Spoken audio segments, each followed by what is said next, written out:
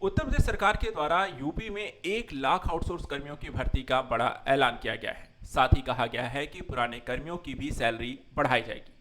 अब सवाल यह है कि आखिर ये ऐलान कितना बड़ा है, सैलरी कितनी बढ़ाई जाएगी और किस पद के अकॉर्डिंग ये कितनी बढ़ने वाली है। अब तक देखा जाए तो विभिन्न विभागों में कई तरीके के पदों को आउटसोर्स के माध्यम से भरा जाता है, लेकिन आउटसोर्स चयन भर्ती प्रक्रिया को लेकर के कई बार यहाँ पर विवाद का कारण भी रहा। कई तरीके के आरोप शासन प्रशासन पर भी लगते रहे, लेकिन इस सारी समस्याओं का समापन करने के लिए अब योगी सरकार के द्वारा इस भर्ती प्रक्रिया के नियमों में भी यहाँ पे परिवर्तन किया गया है। चलिए समझते हैं आखिर पूरा मामला क्या है, क्या घोषणा की गई है और इससे आउटसोर्स कर्मियों को क्या कुछ यहाँ पर बदलने वाला है, क्या लाभ मिलने वाले हैं और किस तरीके की यहाँ पर सुविधा होगी। सबसे पहले यहाँ पर देखा जाए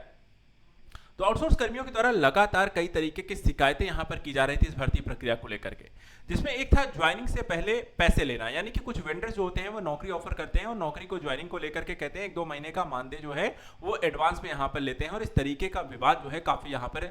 चीजों को लेकर के था। दूसरा था मानदेय में कटौती करने को लेकर के, यानी कि कर्मचारियों को यहां पर मानदेय का 10 से यहां पर 20% हिस्सा नगद वापस लेने की शिकायतें आती थी, यानी सैलरी यहां पर मिलती है, मानदेय जो भी मिलता है उनको उस मानदेय का यहां पे 10 से 20% उनके अकाउंट में ट्रांसफर होने के बाद उन्हें वापस चाहिए।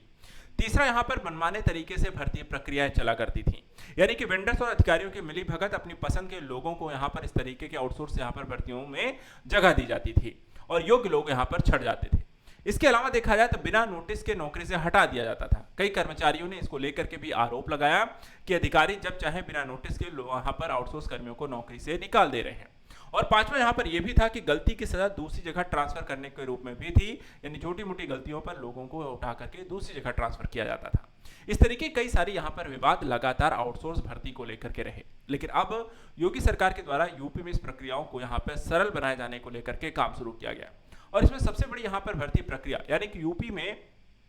1 लाख आउटसोर्स कर्मियों की भर्ती का ऐलान यहां पर योगी सरकार के द्वारा किया गया है और इसमें यह भी कहा गया कि 2.75 लाख प्लस कर्मचारियों की सैलरी को 8,000 से 15,000 तक यहां पर बढ़ा दी जाएगी। तो ये आपको सैलरी में इंक्रीमेंट किया जा रहा है 8 से 15,000 और 5 महीने पहले भी 8 से 10,000 तक की सैलरी बढ़ाई गई थी और अब इसे यहां पर 15,000 तक बढ़ाने का ऐलान किया गया है। वहीं यूपी आउटसोर्स सेवा निगम 30 अगस्त से पहले यहां पर काम करना शुरू कर देगा, जो कि यहां पर सरकार ने इसकी घोषणा काफी पहले की थी, लेकिन अब तक यहां पर काम नहीं शुरू हुआ है। उसके भी शुरू करने की यहां पर बातें की गई। तो ये बड़ी घोषणाएं जो थी यहां पर आउटसोर्स कर्मी भर्ती के साथ साथ सैलरी के बढ़ने और निगम के काम करने को लेकर के भी है।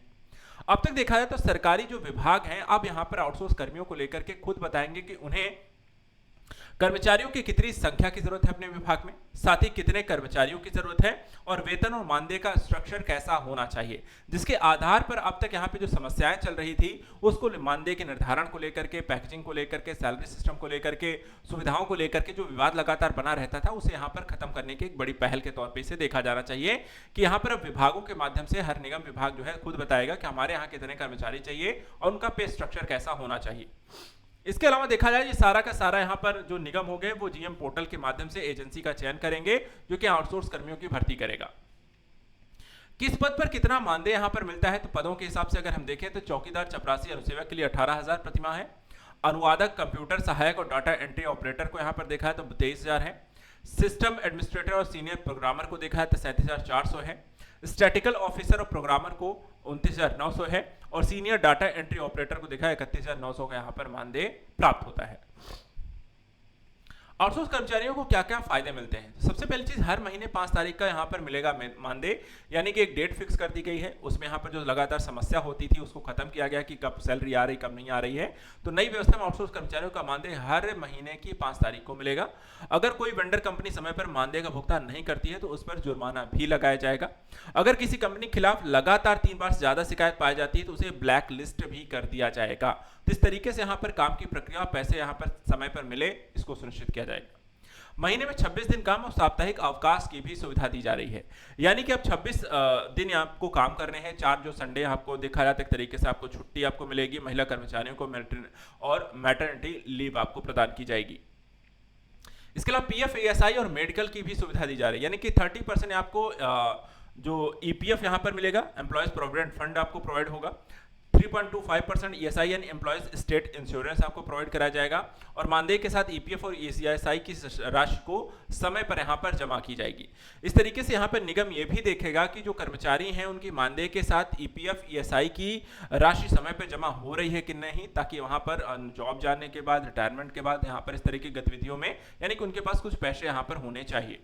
इसके अलावा मेडिकल क्लेम और एक्सीडेंटल क्लेम की सुविधाएं भी यहाँ पर मानदेय कर्मी को यानी कि आउटसोर्स कर्मियों को मिलेंगी। मृत्यु पर 15,000 की अंत्येष्टि सहायता भी प्रदान की जाएगी, जो कि यहाँ पर सेवाकाल के दौरान किसी कर्मचारी की मृत्यु होती है तो यहाँ पर उसका खर्चा भी उठाया जाएगा। भर्ती प्रक्रिया कैसी होगी तो इसको लेकर के भी बताया गया कि लिखित टेस्ट और इंटरव्यू के माध्यम से सिलेक्शन किया जाएगा। सबसे पहले यहाँ पर लिखित परीक्षा होगी, उसमें 3 लोगों को इंटरव्यू के लिए बुलाया जाएगा और उसके बाद एक फाइनल यहाँ पर मेरिट होगी। और इस भर्ती प्रक्रिया को पारदर्शी तरीके से सरकारी विभागों में पहले काम कर रहे आउटसोर्स कर्मियों को यहाँ पर हटाया भी नहीं जाएगा और नए लोगों को यहाँ पर भर्ती भी की जाएगी और इस तरीके से यहाँ पर टेंडर की शर्तों के मुताबिक उनकी सेवाएं जारी रहेंगी। साथ ही बात करें नई नियुक्तियों में आरक्षण की भी व्यवस्था लागू की गई है, जिसमें SC 21%, ST 2%, अन्य पिछड़ा 27%, आर्थिक रूप से पिछड़ा वर्ग को 10% का आरक्षण भी इसमें दिया जाएगा। सबसे ज्यादा देखा है तो आउटसोर्स कर्मियों की भर्ती किन विभागों में होती है तो इसमें आता है नगरीय निकाय, चिकित्सा स्वास्थ्य, चिकित्सा शिक्षा, ऊर्जा, परिवहन, महिला एवं बाल कल्याण, कृषि, औद्योगिक विकास, MSME और श्रम विभाग इसमें से प्रमुख है जहां सबसे ज्यादा आउटसोर्स कर्मियों की भर्ती होती है। इसके अलावा देखा जाए तो अब तक यहाँ पे जो निगम बनाया गया जो काम नहीं कर रहा था, 2025-26 के बजट में आउटसोर्स कर्मचारियों की भर्ती के लिए एक निगम बनाने की घोषणा की गई थी योगी सरकार के द्वारा। इसके बाद सरकार ने पिछले साल सितंबर में उत्तर प्रदेश आउटसोर्स सेवा निगम का गठन किया। फिर IAS अधिकारी अमृता सोनी का निगम का प्रबंध निदेशक बनाया जाता है।